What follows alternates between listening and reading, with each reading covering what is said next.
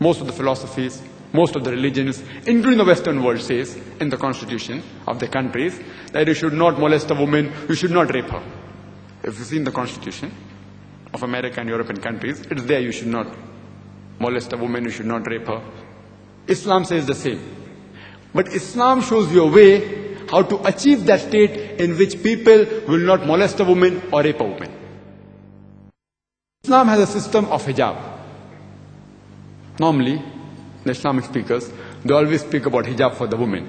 But Allah subhanahu wa ta'ala in the glorious Quran first speaks about the hijab for the man and then for the woman. The Quran says in Surah Nur chapter number 24 verse number 30 that say to the believing man that he should lower his gaze and guard his modesty. Whenever a man looks at a woman and any brazen thought comes in his mind, any unashamed thought comes in his mind, the Quran says he should lower his gaze. There was once my friend who was Muslim who was staring at a girl for a long time. So I told him, brother, what are you doing? It's not allowed in Islam. So he told me, our beloved Prophet said, the first glance is allowed, the second is prohibited. I have not yet completed half my glance. What did the Prophet mean by saying the first glance is allowed, the second is prohibited? That doesn't mean you can look at a woman and for 10 minutes you can look at her without blinking. You stare at her without blinking for 10 minutes. What the Prophet meant, that if you look at a woman unintentionally, don't intentionally look at her again, stare at her again. The next verse speaks about the hijab for the woman. The Quran says in Surah Nur chapter number 24 verse number 31 that say to the believing woman that she should lower her gaze and guard her modesty. And display not her beauty except what appears ordinarily of. And draw her veil over the bosoms. And display not the beauty except in front of her husband, her father, her sons, and a big list of mahram, the close relatives who she can't marry is given. And the criteria for hijab are given in the Quran and the Hadith. There are basically 6 criteria. For the man, the extent is from the navel to the knee. For the woman, the complete body should be covered. The only parts that can be seen are the face and the hands up to the wrist. Some scholars say that even this should be covered. The remaining 5 criteria are the same for the man and the woman. The second is, the clothes they wear, it should not be so tight that it reveals the figure. Third, it should not be transparent so that you can see through. Fourth, it should not be glamorous so that it attracts the opposite sex. Fifth, it should not resemble that of the unbeliever. You cannot wear a sign of Christianity like a cross. You cannot wear a Om or Tika, which is a sign of Hinduism. Don't wear clothes which are identity of an unbeliever. And the last is, do not wear clothes that which resemble the opposite sex. In the Western world, we have men wearing one earring. It has certain significance, one earring. Such things are prohibited in Islam. And hijab is not confined only to the clothing. It also includes the moral conduct, the behavior, the attitude, the intention of a person.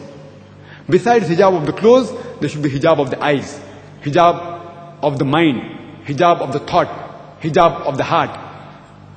A person should even have hijab in the way he talks, the way he behaves, the way he thinks. And the reason for hijab for the woman is mentioned in the glorious Quran in Surah Ahzab chapter 33 verse 59, which says that, O Prophet, tell your wives and the believing women that when they go abroad, they should put on the cloak so that they shall be recognized. The Quran gives the reason, put on the cloak so that they shall be recognized. And they shall not be molested. The Quran says hijab has been prescribed to prevent the woman from being molested. For example, if there are 2 sisters who are twins and who are very beautiful, they are walking down the streets of KL, Kuala Lumpur. And one twin sister, she is wearing the Islamic hijab. That is complete body covered except the face and the hands up to the wrist.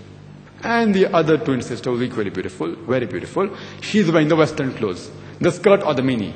And they're walking down the street, and around the corner there is a hooligan, there is a ruffian who's waiting for a catch, who's waiting to tease a girl. I am asking a question, which girl will he tease? Will he tease the girl wearing the Islamic hijab, or will he tease the sister who's wearing the skirt or the mini? Which girl will he tease? But natural, he will tease the girl wearing the skirt or the mini. She is inviting the people who tease her. The Quran rightly says that hijab prevents the woman from being molested.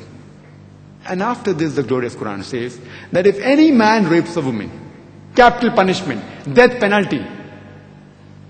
The Westerners may say, death penalty? In this age of science and technology, in the 20th century, Islam is a barbaric religion. People may say. But when I ask this question to the Westerners, I've gone there several times, that suppose someone, God forbid, rapes your wife or rapes your mother. And if suppose you meet the judge and the rapist is brought in front of you, what punishment will you give him? And believe me, all of them said, we will put the rapist to death.